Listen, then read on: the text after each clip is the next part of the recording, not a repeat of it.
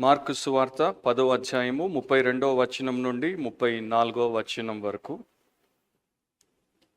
వారు ప్రయాణమై యెరూషలేమునకు వెళ్ళుచుండిరి. యేసు వారికి ముందు నడుచుచుండగా వారు విస్మయమొందిరి. వెంబడించు వారు భయపడిరి. అప్పుడు ఆయన మరలా 12 శిష్యులను పిలుచుకొని తనకు సంభవింపబోవు వాటిని వారికి తెలియచెప్పనారంభించి, ఇదిగో మనము యెరూషలేమునకు వెళ్ళుచున్నాము. మనుష్య కుమారుడు ప్రధాన యాజకులకును శాస్త్రులకును అప్పగింపబడును. వారాయనకు మరణశిక్ష విధించి ఆయనను అన్యజనులకు అప్పగించెదరు.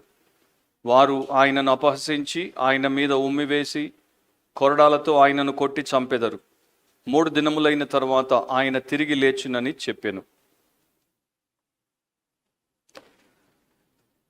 సర్వోన్నతుడైన దేవా, పరిశుద్ధుడైన ప్రభువా, ఈ ఉదయకాల సమయంలో మేము సంఘముగా చేరి నిన్ను స్తుతించి ఆరాధించి గణపరిచి ఇప్పుడు నీ వాక్యమును వినుటకు నీ ఎదుట ఉండగా,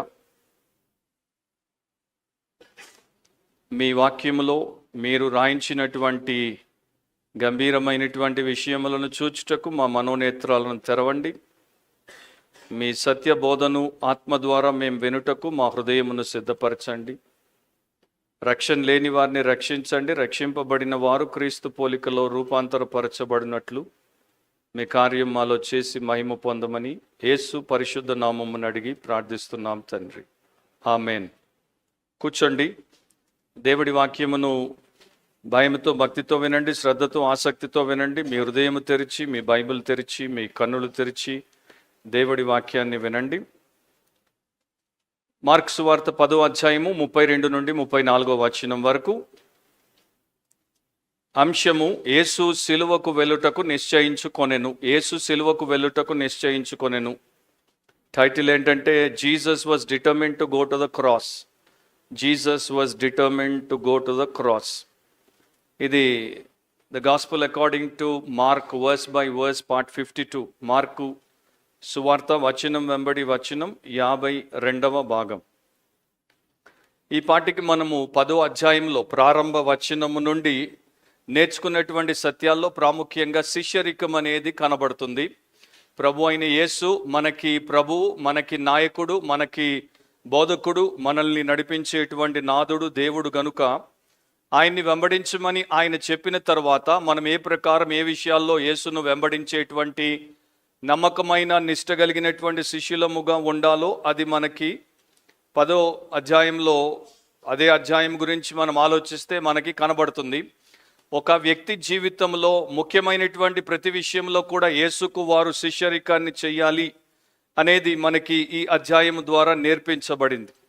మొదటి 12 వచనాలు మనం చూసినప్పుడు వివాహ విషయంలో మనం ఎట్లాంటి శిష్యరికాన్ని కలిగి ఉండాలో, తర్వాత 13 నుండి 16వ వచనం వరకు గమనిస్తే మన పిల్లల విషయంలో మనం ఎలాంటి శిష్యులమై ఉండాలో, తర్వాత 17 నుండి 31 వరకు చూస్తే మన ఆస్తి ఐశ్వర్యం విషయంలో మనము ప్రభు మెచ్చేటువంటి శిష్యులముగా ఏ ప్రకారం ఉండాలో అది నేర్పించి చివరిలో ఒక స్వస్థతకు సంబంధించినటువంటి చక్కని సాదృశ్యాన్ని కూడా యథార్థంగా జరిగినప్పటికీ సాదృశ్య రూపంలో మనకి ఇక్కడ మార్కు సువార్త 10వ అధ్యాయం 52వ వచనంలో దేవుడు చూపిస్తాడు. గుడ్డి బర్తిమయిని యేసు ప్రభు కనికరముతో స్వస్థపరిచిన తర్వాత చివరిలో ఇట్లా ఉంటుంది, వెంటనే వాడు త్రోవను ఆయన వెంట చూపు పొంది వెళ్ళెను. సో ఆయన వెంట, ఆయన నడిచేటువంటి త్రోవలో ఆయన్ని వెంబడించేటువంటి వారు మాత్రమే ఆయన శిష్యులు, ఆయన చేత పిలువబడి ఏర్పాటు చేయబడినటువంటి వారు. ఆయన దగ్గరికి వచ్చి వెనక్కి వెళ్ళిపోయేటువంటి వారు, ఆయన్ని కొంత దూరం వెంబడించి తర్వాత మానుకునేటువంటి వారు, ఆయనతో ఉన్నట్టు ఉండి ఆయన చెప్పినట్టు ఉండకుండా ఉండేటువంటి వారు ఎవరు కూడా ఆయన శిష్యులు కారు. సో ఇది దేవుడు మనకి మరలా చాలా స్పష్టంగా నేర్పిస్తున్నాడు కనుక నేర్చుకోవడం చాలా అవసరం. అండ్ ఇక్కడ మనం చదివినటువంటి ఒక భాగంలో యేసు ప్రభు సిలువ మరణానికి సంబంధించినటువంటి ప్రవచనం 8వ అధ్యాయంలో మొదటిసారి చెప్పాడు, 9వ అధ్యాయంలో రెండవసారి చెప్పాడు, 10వ అధ్యాయంలో మూడవసారి చెప్తున్నాడు. ఆ రెండింటి కన్నా ఈ 10వ అధ్యాయంలో కొంత విస్తృతంగా చెప్పాడు. అండ్ ఈ మూడింటిలో కూడా ప్రభు అయిన యేసు మనకి ఏమి నేర్పిస్తున్నాడంటే ఆయన జీవితంలో, ఆయన యొక్క సేవలో, ఆయన యొక్క సిలువ యాగంలో, మరణంలో, భూస్థాపనలో, పునరుత్థానంలో సర్వాధికారి అయినటువంటి దేవుడి యొక్క సార్వభౌమ అధికారము పనిచేస్తోంది. ఏది కూడా దేవుడి చిత్తములో లేకుండా జరుగుట లేదు. సమస్తము ఆయన దేవుడి చిత్త ప్రకారమే చేస్తున్నాడు. ఆయన విషయంలో దేవుడి సర్వాధికారం ఎట్లా పనిచేస్తుందో అదే ప్రకారము దేవుడి యందు విశ్వాసం ఉంచి ఆయనకి విధేయతతో శిష్యులుగా మారినటువంటి వారందరి జీవితాల్లో దేవుడి సార్వభౌమ అధికారం అంటే గాడ్ సావరెన్ రూల్ ఉంటుంది అనేది నేర్పిస్తున్నాడు. సో మీరు రాసుకుంటుంటే రాసుకోండి. 2 పాయింట్స్ మనకి ఇక్కడ ఉన్నాయి. మొదటిది ద డిటర్మినేషన్. 32వ వచనంలో డిటర్మినేషన్ అంటే మనము పట్టుదల, సంకల్పము, నిర్ణయము, నిశ్చయించుకోవడము అని అనొచ్చు. సో సంకల్పము అనుకుందాం. సో యేసు ప్రభువుకున్నటువంటి సంకల్పం ఏంటి? నరుడిగా దేవుడి కొరకు ఈ లోకంలో ఆయన బ్రతికినప్పుడు ఆయన ఎలాంటి సంకల్పంతో బ్రతికాడో అది ఇక్కడ 32వ వచనంలో మనకి చూపించబడింది. ఆ యొక్క వచనాన్ని మనము క్లుప్తంగా చూసుకుంటూ పోదాం. 32లో ఇట్లా రాయబడింది, వారు ప్రయాణమై యెరూషలేమునకు వెళ్ళుచుండిరి. ఈ 3 ప్రవచనాలు కూడా యేసుప్రభు యొక్క శిలువ మరణానికి సంబంధించినటువంటి 3 ప్రవచనాలు ఒక ప్రయాణంలో వారున్నప్పుడు ఆయన చెప్పినటువంటివి. 8వ అధ్యాయంలో మీరు చూస్తే ప్రయాణంలో ఉన్నప్పుడు చెప్పాడు, 9వ అధ్యాయంలో ప్రయాణంలో ఉన్నప్పుడు చెప్పాడు, అండ్ ఇప్పుడు కూడా వారు యెరూషలేమునకు ప్రయాణం అవుతున్నప్పుడు ఆయన దాని గురించి చెప్పాడు. అయితే మొదటి 2 సార్లు ఎక్కడికి పోతున్నాడు, ఎక్కడ ఇది సంభవించబోతోంది అనేది చెప్పబడలేదు. కానీ ఈ 3వసారి మొట్టమొదటిసారి యెరూషలేము అనేటువంటి ఒక పేరును యేసు ప్రభు వారికి తెలియచేశాడు. సో వారు యేసుతో యెరూషలేముకి వెళ్తున్నారు. యెరూషలేము యేసు ప్రభు కొరకు దేవుడు నిర్ణయించినటువంటి పట్టణము. అక్కడ యేసు లోక పాపము కొరకు దేవుని గొర్రెపిల్లగా బలియాగముగా అర్పించబడతాడు. దేవుడి చిత్తాన్ని జరిగిస్తాడు. ఆయన యొక్క త్యాగపూరితమైనటువంటి మరణము ద్వారా మనలో ఉన్నటువంటి ప్రతి పాపిని వాడి పాపమును పరిహరించి వ్యక్తిగా రక్షించుటకు, నిత్య జీవాన్ని ఇచ్చి నడిపించుటకు ఆయన కార్యము చేస్తాడు. తెలుగు బైబిల్లో మనకి కొన్ని కనిపించవు, ఎందుకంటే అవి అనువాదంలో కనబడకుండా పోతాయి. ఒరిజినల్ భాష గ్రీకులో ఉన్నటువంటిది ఇంగ్లీష్ బైబిల్లో వారు అనువదించినప్పుడు దాన్ని మనకి రాశారు కనుక దాంట్లో మనం చూడొచ్చు. ఇంగ్లీష్లో ఎట్లా ఉంటుందంటే they are on their way up to Jerusalem. So వారు యెరూషలేమునకు పైకి పోవచ్చున్నారు అని ఇంగ్లీష్లో ఉంది. గ్రీకులో కూడా అట్లాగే ఉంది. దానికి ఒక అర్థం ఉంది, దాని వెనకాల ఒక భావం ఉంది. అదేంటో మీకు చెప్తాను. ఎందుకంటే మీరు ఈ యొక్క యెరూషలేం అనేటువంటి పరిశుద్ధ పట్టణానికి వెళ్ళాలంటే అది ఎత్తైనటువంటి ప్రదేశంలో ఉండేటువంటి పట్టణం. సముద్ర మట్టానికి సీ లెవెల్కి 3,500 అడుగుల పైన ఉండేటువంటి పట్టణం. ఒక పర్వతం మీద ఉండేటువంటి పట్టణం కనుక ఎక్కడి నుండి ఇశ్రాయేలీలు ఆ పట్టణం వైపు రావాలన్నా కూడా వారు పైకి ఎక్కాలి. దాన్ని అసెంట్ అంటారు, అంటే పైకి ఎక్కాలి. సో యేసు ఆయన యొక్క శిష్యులు పైకి ఎక్కి పోవుచున్నారు, యెరూషలేముకు పోవుచున్నారు. అండ్ యూదుల యొక్క మనస్తత్వం ఏంటంటే వారు యెరూషలేం పరిశుద్ధ పట్టణము, మహారాజు పట్టణము, అది ఇశ్రాయేలీయుల యొక్క కేంద్ర పట్టణం, అంటే క్యాపిటల్ సిటీ, రాజధాని గనుక అక్కడ దేవుడి మందిరం ఉంది, అక్కడ దేవుడి సన్నిధి ఉంది, అక్కడ బలియాగాలు అర్పించబడతాయి, యాజకత్వం ఉంది, అక్కడే సమస్తం ఉంది. గనుక ఆత్మీయముగా మనము పైకి వెళ్ళే వారముగా ఉండాలి. దేవుడి సన్నిధికి మనం వెళ్తున్నామంటే పైకి వెళ్తున్నాం, మందిరానికి వెళ్తున్నామంటే పైకి వెళ్తున్నాం, బలి అర్పించడానికి వెళ్తున్నామంటే పైకి వెళ్తున్నాం, దేవుడి సేవల్లో పాలి భాగస్థులముగా ఉండడానికి వెళ్తున్నామంటే పైకి వెళ్తున్నాం. దానికి భిన్నంగా పోతే కిందికి పోతున్నాం. సో ఒకటి గుర్తుపెట్టుకోవాలి, మనం ఎప్పుడు దేవుడి వైపు వచ్చినప్పుడు పైకి వస్తున్నాం, దేవుడిని విడిచి ఆయనకి వీపు చూపి లోకం వైపు పోతున్నప్పుడు కిందికి పోతున్నాం. సో మనం అక్కడ దిగజారుతాం, ఇక్కడేమో పైకి లేవనెత్తబడతాం అనేది ఒక యూదుడి యొక్క మైండ్లో స్పిరిచువల్ ఎలివేషన్కి సంబంధించి యెరూషలేం అనేది ఉండేది. సో బైబిల్లో గ్రీకులో మార్కు రాసిన, మత్తయి రాసిన, మరొకరు రాసిన ఆ పైకి వెళ్తున్నామని దాని యొక్క భౌగోళిక స్థితి గురించి చెప్పడమే కాకుండా ఆత్మీయంగా కూడా వారు చెప్తున్నారు. సో యెరూషలేముకి వెళ్ళడం అంటే శ్రమల పాలవ్వడానికి వెళ్ళడం, యెరూషలేముకు వెళ్ళడం అంటే సిలువను ఎక్కడానికి వెళ్ళడం, యెరూషలేముకు వెళ్ళడం అంటే మరణాన్ని రుచి చూడడానికి వెళ్ళడం. సో యేసు ఇక తన యొక్క జీవితంలో కీలకమైనటువంటి ఘట్టాన్ని ఎదుర్కోవడానికి వస్తున్నాడు. అండ్ ఆయన వెంట ఆయన శిష్య బృందం ఉంది. సో ఆయన శ్రమల పాలవుతే వారు కూడా తప్పకుండా శ్రమల పాలవ్వాల్సి ఉంటుంది అనేది మనకి ఇక్కడ కనబడుతుంది. సో శిష్యరికంలో దీవెన ఉంది, శిష్యరికంలో శ్రమ అనేది కూడా ఉంది. శిష్యరికంలో సమాధానం ఉంటుంది, శిష్యరికంలో సమస్యలు కూడా ఉంటాయి, శిష్యరికంలో విజయాలు ఉంటాయి, శిష్యరికంలో నానా రకాలైనటువంటి ఒత్తిళ్లు కూడా ఉంటాయి. ఇప్పుడు యేసుప్రభు యొక్క మైండ్లో యెరూషలేము గురించి ఆయన ఏం ఆలోచిస్తున్నాడు? యెరూషలేము దావీదు మహారాజు పట్టణం అని ఆలోచిస్తున్నాడా? పరిశుద్ధ పట్టణం అని ఆలోచిస్తున్నాడా? దేవునికి ప్రియమైన పట్టణం అని ఆలోచిస్తున్నా? ప్రపంచంలో కీలకమైనటువంటి పట్టణం అని ఆలోచిస్తున్నాడా? దేవుడి మందిరం గురించి ఆలోచిస్తున్నాడా? అక్కడ ఉన్నటువంటి ప్రధాన యాజకుడు లేకపోతే పెద్దలు లేకపోతే శాస్త్రులు వారు ఆయనకి విరోధులుగా ఎట్లా ఉన్నారు దాని గురించి ఆలోచిస్తున్నాడా? లేక పస్కా పండుగ సమయం అది, ఆయన శిష్యులు ఆయనతో మరికొంతమంది యెరూషలేముకు పస్కా పండుగను ఆచరించడానికి పోతున్నారు, దాని గురించి ఆలోచిస్తున్నాడా అనేది ఒకవేళ మనము చూస్తే అవేవి కూడా ఆయన మైండ్లో లేవు. ఆయన గవిని అవతల ఉన్నటువంటి ఆ కొండ, దేన్నైతే గొల్గోతా దేన్నైతే కల్వరి అంటారో దాని మీద దృష్టి పెట్టాడు. ఆయన అక్కడికి తీసుకుపోబడతాడు, ఆయన అక్కడ దేవుని యొక్క చిత్త ప్రకారము బలియాగముగా అర్పించబడతాడు. అబ్రహాము తన కుమారుణ్ణి మొరియా పర్వతం మీద అర్పించుటకు తెచ్చాడు, కానీ దేవుడు ఆపు చేశాడు. ఎందుకంటే తర్వాత కాలంలో దేవుడు తన కుమారుణ్ణి అక్కడ అర్పించాలి కనుక అబ్రహాముకు అవసరం లేకుండా దేవుడు ఏదైతే చేశాడో దాన్ని ఇప్పుడు ప్రభు చేయడానికి ముందుకు అక్కడికి వచ్చాడు. సో ఆ వే ఏంటి అంటే the way of the cross, అది సిలువ మార్గం. యెరూషలేము వైపు రావాలంటే సిలువ మార్గములో మనము రావాలి. వచనంలో రెండో విషయాన్ని మీరు గమనిస్తే యేసు వారికి ముందు నడుచుచుండగా అని రాయబడి ఉంది. Jesus went before them.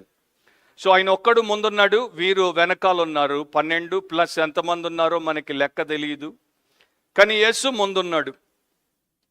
అక్కడ వాడబడినటువంటి పదానికి ప్రో ఆగో అనేటువంటి గ్రీక్ పదానికి అర్థం ఏంటంటే ఆ యొక్క గుంపు అంతటికి ఆయన ముందుండి నాయకత్వాన్ని వహిస్తున్నాడు, ఆయన వారికి మార్గదర్శిగా ఉన్నాడు, ఆయన వారికి దిశానిర్దేశకుడిగా ఉన్నాడు, ఆయన వారిని వెంట తీసుకుపోతున్నాడు.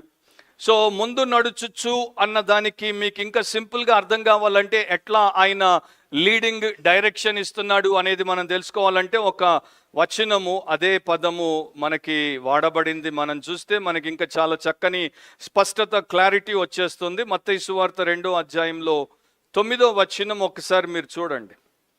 మత్తయి 2:9లో వారు రాజు మాట విని బయలుదేరిపోవచ్చుండగా ఇదిగో తూర్పు దేశమున వారు చూచిన నక్షత్రము ఆ శిశువు ఉండిన చోటికి మీదుగా వచ్చి నిలుచు వరకు వారికి ముందుగా నడిచాను. సో ఈ తూర్పు దేశపు జ్ఞానులు యేసు ప్రభు ఉంచబడినటువంటి ఇంటి దగ్గరికి ఎట్లా తీసుకురాబడ్డారు? ఆ నక్షత్రం వారికి ముందు నడిచింది గనుక, అది వారికి మార్గాన్ని చూపింది గనుక, అది వారిని తీసుకుపోయింది గనుక దాన్ని అనుసరించి వారు అక్కడికి వచ్చారు. అదే ప్రకారం యెరూషలేముకు యేసు వీరి ముందుండి వీరిని తీసుకుపోతున్నాడు. ఆ ప్రకారము ఆయన వారికి నాయకత్వాన్ని ఇచ్చాడు. ఇప్పుడు యేసు ప్రభుకి బాగా తెలుసు, వీరికి కూడా ఈ పాటికి 2 సార్లు చెప్పాడు. అదేంటంటే ఆయన హింసించబడతాడు, ఆయన చంపబడతాడు, ఆయనకి రాబోయే కొన్ని దినాల్లో ఈ పరిణామాలు ఏర్పడతాయని చెప్పినప్పుడు వీరు దాని గురించి అంతగా గ్రహించలేదు, అవగాహన వారికి లేదు. కానీ యేసు ప్రభుకి ఖచ్చితంగా తెలుసు, నేను నా మరణాన్ని ముద్దు పెట్టుకోవడానికి పోతున్నాను. ఒకడిని మీరు తీసుకెళ్ళి ఉరి తీసే ముందు వాడు ఎట్లా ఉంటాడు? ఇట్లా కాడలాగా, ఇక అయిపోయింది నా పని, ఇక నన్ను చంపేస్తారు అనేటువంటి దివాలా తీసినటువంటి వ్యక్తిలాగా మనకి ఎక్కువ మంది కనబడతారు. చాలా తక్కువ మంది ఆ యొక్క స్టేబుల్గా ఉండేటువంటి వారి గురించి జైళ్ళ చరిత్రలో ప్రపంచంలో మనం చూడొచ్చు. చాలామంది మాత్రము నీరు గారిపోతారు. సో యేసు ప్రభు అట్లా నీరు గారినటువంటి వ్యక్తిగా, నేరస్తుడిగా, తన యొక్క ఉరికంబం ఎక్కబోతున్నటువంటి వ్యక్తిగా, నిరాశ నిస్పృహలతో నిండినటువంటి వ్యక్తిగా కనబడడు. ఆయన ఎట్లా ఉన్నాడంటే యెషయా ప్రవక్త ముందుగానే ప్రవచించాడు. 50వ అధ్యాయము 7వ వచనంలో, ఐజయా 57లో, యెషయా 50వ అధ్యాయం 7వ వచనం, ప్రభువగు యెహోవా నాకు సహాయము చేయువాడు కనుక నేను సిగ్గుపడలేదు, నేను సిగ్గుపడనని ఎరిగి నా ముఖమును చెక్కుముక్కి రాతి వలె చేసుకొంటిని. సో ఆయన ముఖము చెక్కు చెదరకుండా ఉంది, ఆయన మనస్సు ప్రశాంతంగా ఉంది, ఆయన హృదయము ధైర్యముతో ధీమాగా ఉంది, అండ్ ఆయన చాలా శ్రేష్టమైనటువంటి ధైర్యముతో లేకపోతే సంకల్పముతో ఆయన ముందుకు సాగిపోతున్నాడు. నాయకుడు అనేటువంటి వాడు ఎప్పుడు ఒంటరిగా ఉంటాడు, మందకు ముందుంటాడు. అండ్ అతడు సరైనటువంటి నిర్ణయం చేసినప్పుడు ఆ మందను సరైనటువంటి దిశలో నడిపించబడతాడు. మీరు ఓల్డ్ టెస్టమెంట్లో ప్రవక్తల్ని తీసుకోండి. దేశాలకు దేవుడు వారిని నాయకులుగా పెట్టాడు, తన దినానికి దేవుడు వారిని నాయకులుగా పెట్టాడు. అయితే మీరు తీసుకుంటే యెషయాని తీసుకుంటే ఒంటరిగా నాయకత్వాన్ని వహించాడు.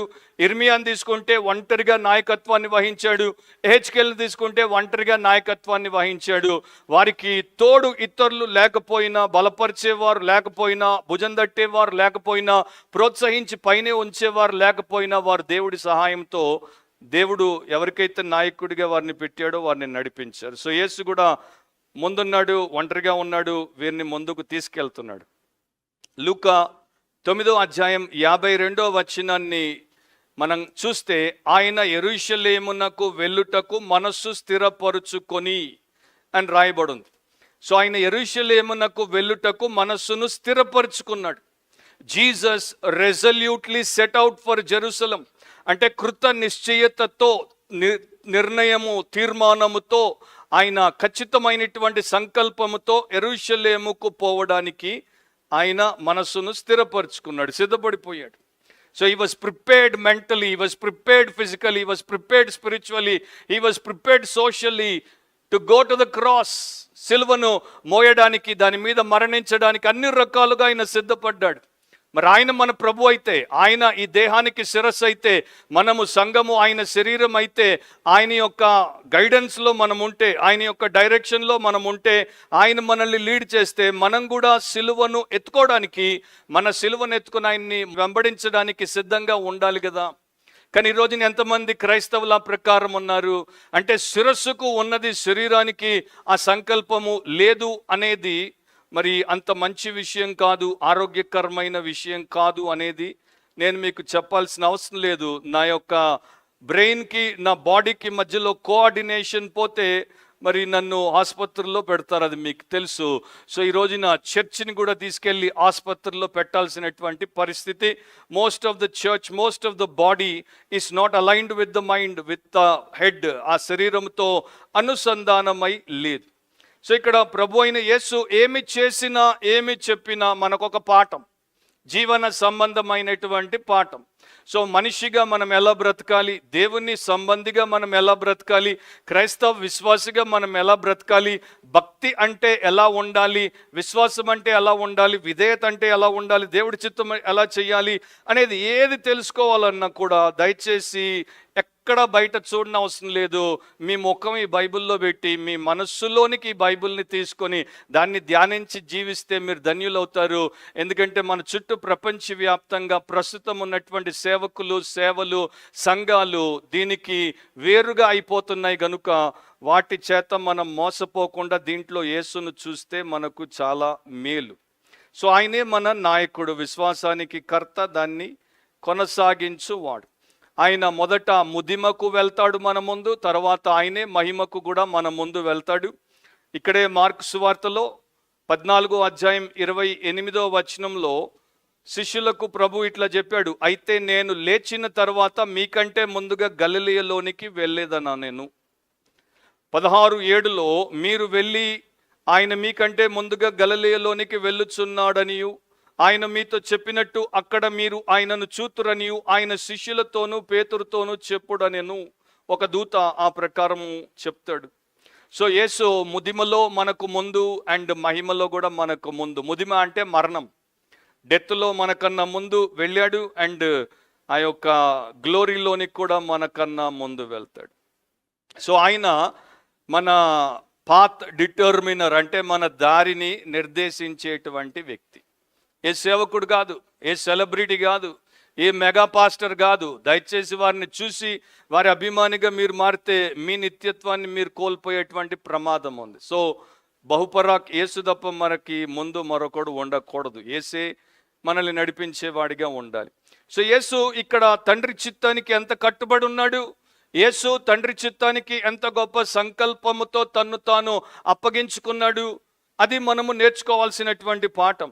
ఒక ప్యూరిటన్ భక్తుడు దీని గురించి 7 విషయాలు చెప్పాడు. ఒక్కొక్క మాట చెప్తాను. ఆయన రాసిందంతా చెప్పడానికి నాకు సమయం సరిపోదు. సమీకరించి చెప్తున్నాను, సమరైజ్ చేసి చెప్తున్నాను. Jesus went before them. యేసు వారికి ముందుగా నడిచెను. సో యేసు ఏమి చేశాడు? వారి ముందు నడిచినప్పుడు 7 పనులు చేశాడు. ఆ 7 పనులు ఏంటి?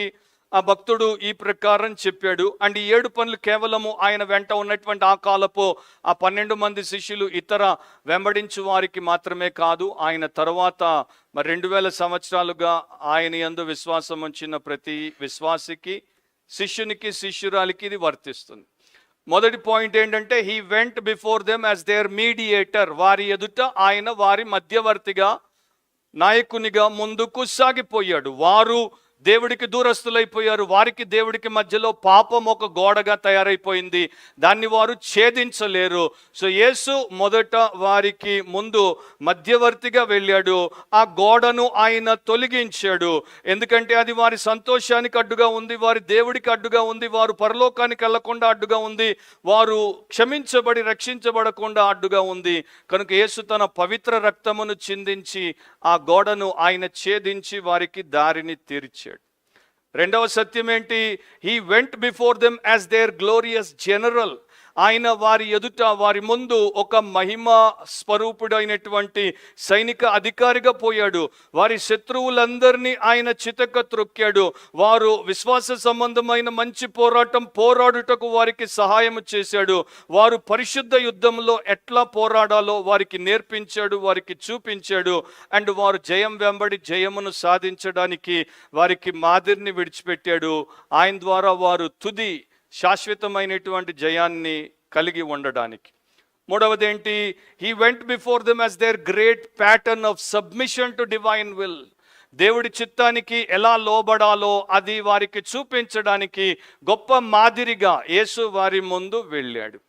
సో నేను, ఫర్ ఎగ్జాంపుల్, ఇది నా మాటలు, నేను యేసు విశ్వాసిని, యేసు శిష్యుడను అంటే నేను దేవుడి చిత్తము చేసేటువంటి విషయంలో కంగారు పడాల్సిన పని లేదు, కన్ఫ్యూజ్ అవ్వాల్సిన పని లేదు, తికమక చెందాల్సిన పని లేదు.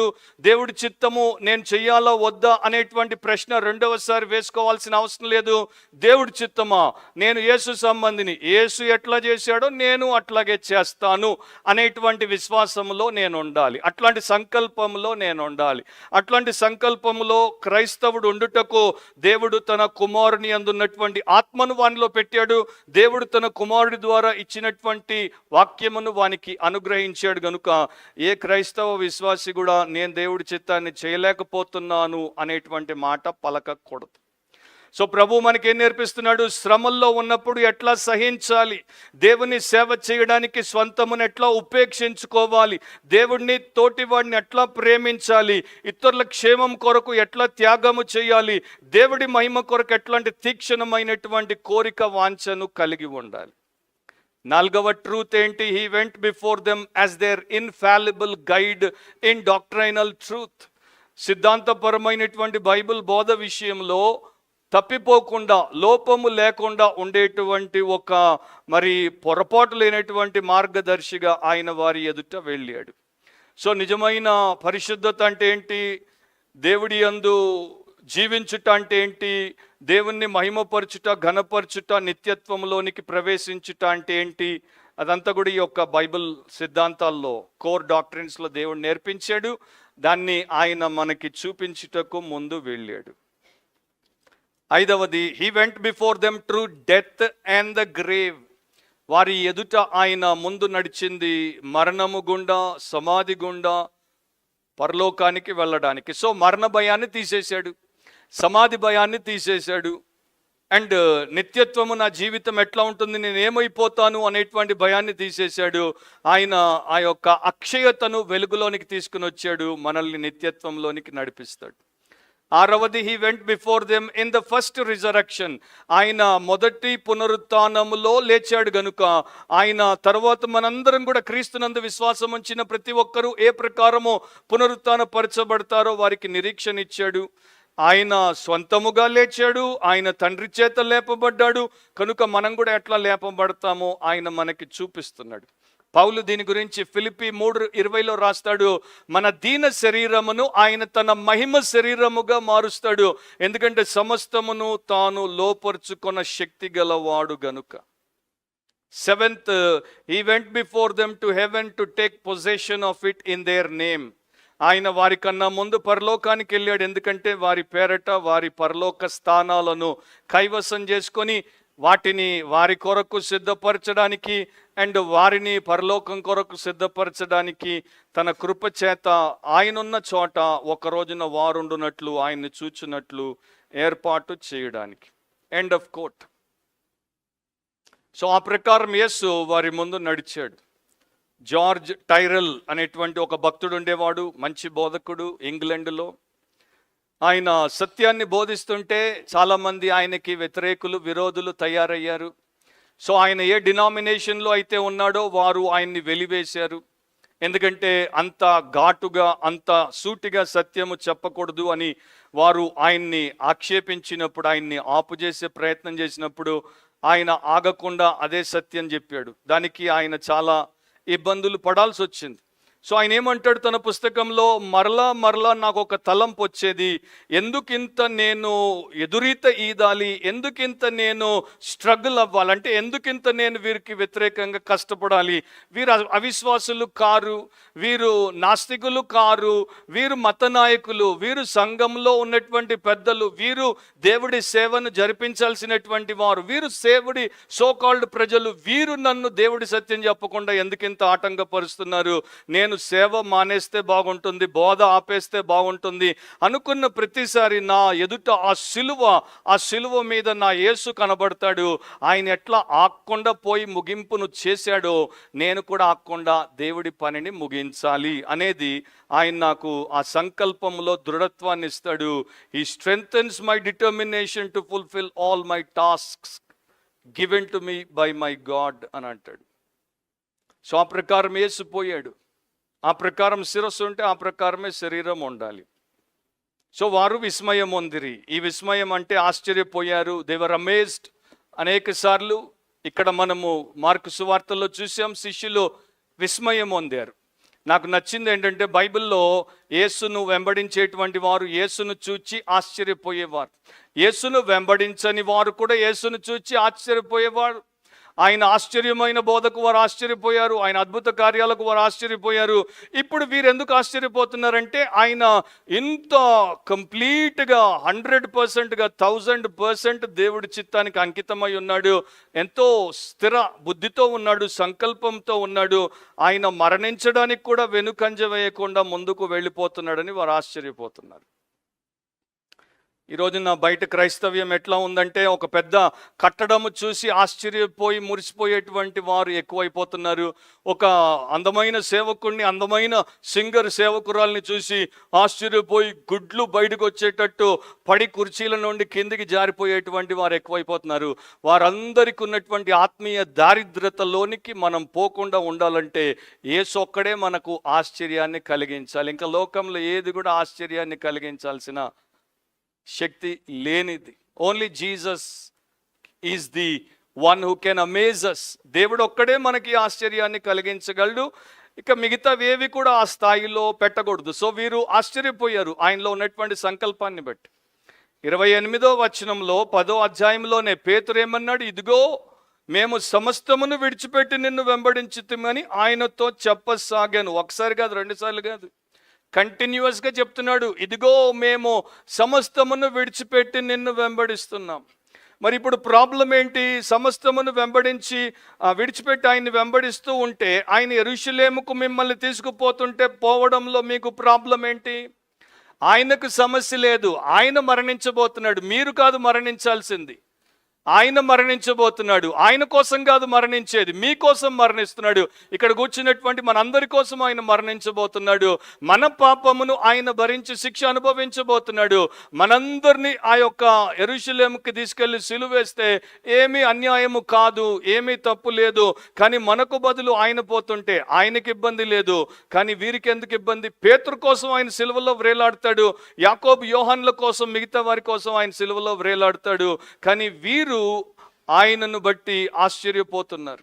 ఎందుకంటే వీరికి తెలుసు, వీరి యూదులు యెరూషలేము మరి దేవుడి ప్రజలకు ఏం చేసిందో వీరికి బాగా తెలుసు. ఒక 2 వచనాలు మనం చూద్దాం. మత్తయి సువార్త 23:37. మత్తయి సువార్త 23:37లో యెరూషలేమా ప్రవక్తలను చంపుచూను నీ యొద్దకు పంపబడిన వారిని రాళ్లతో కొట్టుచూను ఉండుదానా. సో యేసు అంటున్నాడు, యెరూషలేమా ప్రవక్తల్ని చంపడానికి, నీ వద్దకు పంపబడిన వారిని రాళ్లతో కొట్టడానికి నీవు నిపుణురాలవైపోయావు. నీవు ఎందుకు గుర్తింపబడుతున్నావు అంటే ప్రవక్తల్ని చంపడానికి, నీ దగ్గరికి పంపబడే దేవుడి సేవకులను రాళ్లతో కొట్టడానికి. వీరికి తెలుసు యెరూషలేముకు పోతున్నాడు, ఈయన ఒక ప్రవక్త, వారు అక్కడ ఈయన్ని చంపేస్తారు, ఈయన్ని రాళ్లతో కొడతారు, ఇంకా ఇంకా ఇంకా ఈయన శ్రమల పాలవ్వాల్సి వస్తుంది. కానీ యేసుకు తెలుసు సింహాల గుహలోనికి పోతున్నాడని.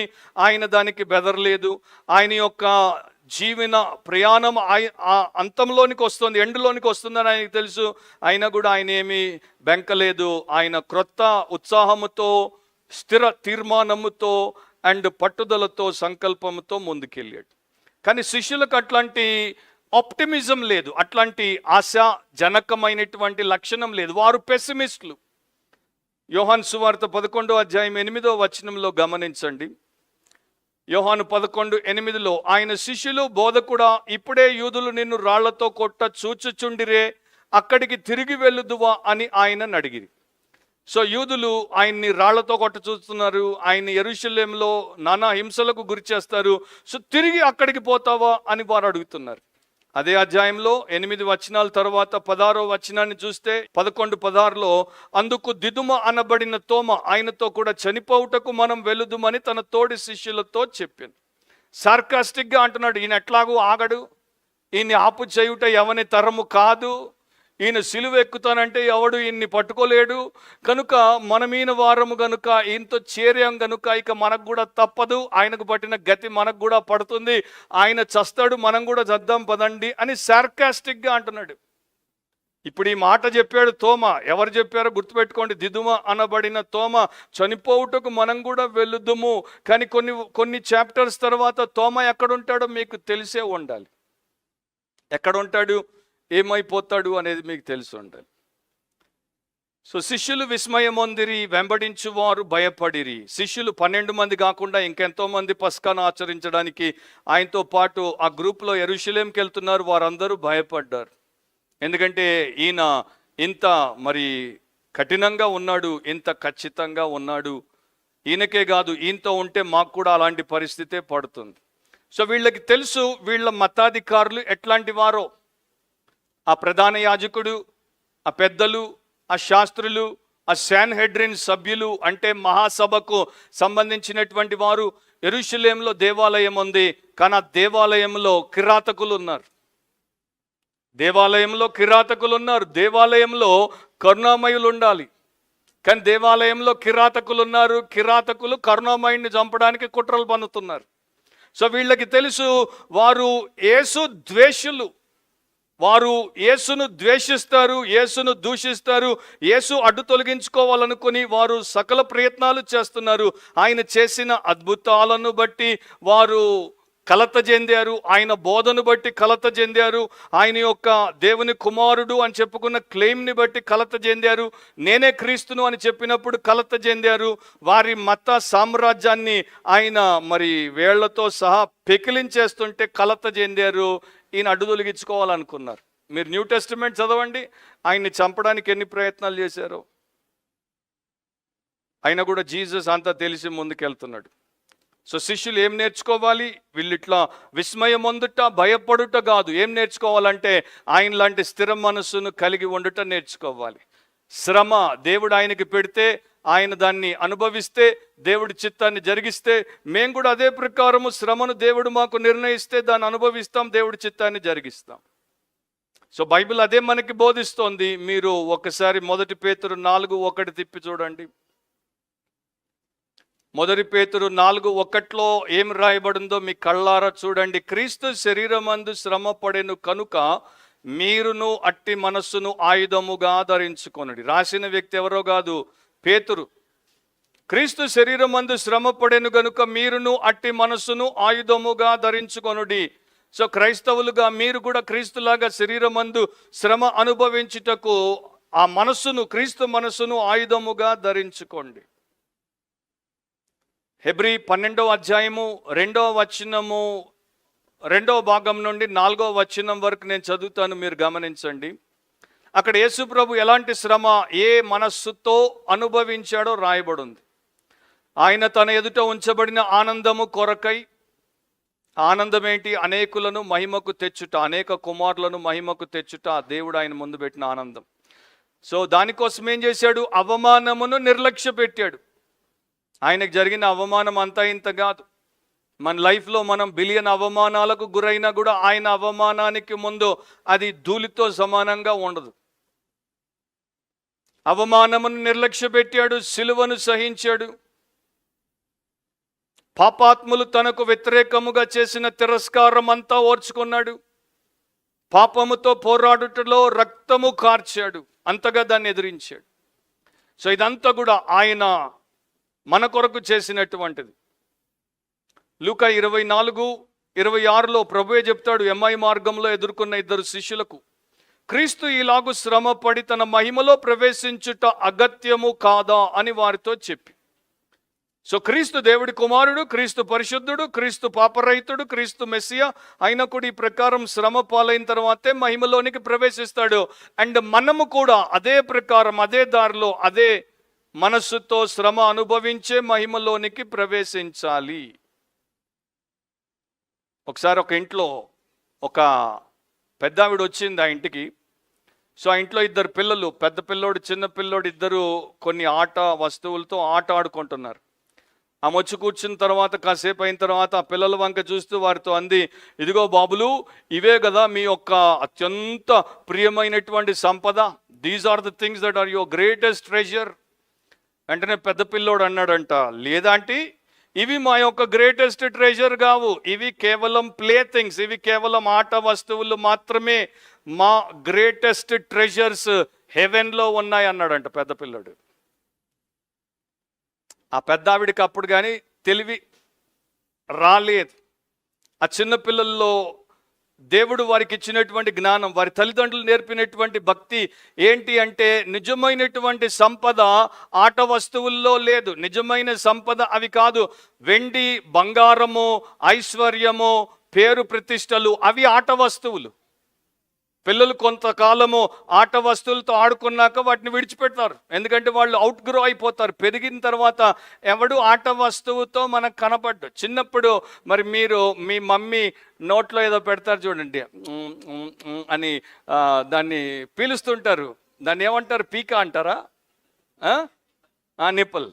ఎందుకంటే ప్రతిరోజు ప్రతి పూట వాడికి 24 గంటలు పాలు ఇవ్వలేరు కనుక నోట్లో అది పెడితే వాడు పెప్పర్మెంట్ లాగా పీల్చుకుంటుంటాడు. ఎప్పుడైనా మీరు ఒక 15 ఏళ్ళలోని, 25 ఏళ్ళలోని, 45 ఏళ్ళలోని పెట్టుకొని పీకడం చూసారా? చూడరు. అదొక టైంకి మాత్రమే. సో మనం మనుషులం కనుక లోక సంబంధమైనటువంటి వెండి, బంగారము, లేకపోతే పలానా ఐశ్వర్యము, ఈ వస్తువు ఆ వస్తువు ఆట వస్తువులాగా పెట్టుకుంటాము. కానీ వాటిని విడిచిపెట్టే సమయం వస్తుంది, విడిచిపెట్టాలి. మనకు పరలోకంలో నిజమైన సంపద ఉంది. ఆ సంపద ఏంటి? ఆ పిల్లలు చెప్పింది మోరల్ గుడ్నెస్, నైతిక మంచితనము, స్పిరిచువల్ బ్యూటీ, ఆత్మీయ సౌందర్యము, హృదయానికి ఉండాల్సిన నీతి, righteousness of heart, Christ likeness, క్రీస్తును పోలి ఉండుట, గాడ్ లైక్నెస్, దేవుని పోలి ఉండుట, ఇవే నిజమైనటువంటి సంపద. సో యేసు ప్రభులో మనకి ఇక్కడ ఏం కనపడుతుందంటే ఇంటెన్సిటీ కనపడుతుంది. స్పిరిచువల్ ఇంటెన్సిటీ, ఆత్మీయంగా తీవ్రతను మనకు చూపిస్తాడు. ఆత్మీయ తీక్షణత. సో నేను ఆత్మీయంగా ఎంత తీక్షణంగా ఉండాలి బ్రదర్, నేను ఆత్మీయంగా ఎంత తీక్షణంగా తీవ్రంగా ఉండాలి పాస్టర్ అంటే, యేసు ప్రభు ఎట్లా ఉన్నాడో అట్లా ఉండండి. ఆయన దాంట్లో టెంపరేచర్లో ఏ మాత్రము తగ్గింపు లేకుండా ఉన్నాడు. ఆయనకి ఇంటెన్సిటీ ఆఫ్ పర్పస్ అంటే దేవుడిచ్చినటువంటి ఉద్దేశము, దేవుని చిత్తములో ఆయన తీవ్రత తగ్గదు. ఒకటి గుర్తుపెట్టుకోండి, మనం ఎప్పుడు కూడా మన విశ్వాసంలో తీవ్రంగా ఒకప్పుడు ఉన్నట్టు ఉండక తగ్గిపోకూడదు. ఎఫ్ఎస్సి సంఘం అట్లా తగ్గిపోయింది, ఎందుకంటే మొదటి ప్రేమను విడిచిపెట్టింది కనుక. సో మనం అట్లా ఎప్పుడు బ్యాక్ స్లైడ్ అవ్వకూడదు. యేసు ఎప్పుడు బ్యాక్ స్లైడ్ అవ్వడు. ఆయన మనం మాదిరి గనుక మనము ఆ ఉద్దేశంలో దేవుడి చిత్తంలో ఇంటెన్స్గా ఉంటే మనము దేవుడి చిత్తాన్ని, తండ్రి యొక్క పనిని తప్పకుండా మనం చేసేవారముగా ఉంటాం. సో ఇక్కడ మనం ఏం గమనిస్తామంటే యేసు యొక్క మార్గం ఎట్లా ఉంది? అది తిన్నగా ఉంది. అది నేరుగా దేవుడి చిత్తములో అంటే దేవుడి రాజ్యంలోనికి ఆయన్ని నడిపించింది. మన మార్గం ఎట్లా ఉంటుంది? వంకర టింకర. ఒక వారం మనం కుదురుగా క్రమంగా ఉన్నామంటే మళ్ళీ 2 వారాలు మనము క్రమము లేకుండా, కుదురు లేకుండా ఉంటాం. ఒకరోజు మనం పైకి వచ్చామంటే 10 రోజులు మనం పడిపోతూ ఉంటాం.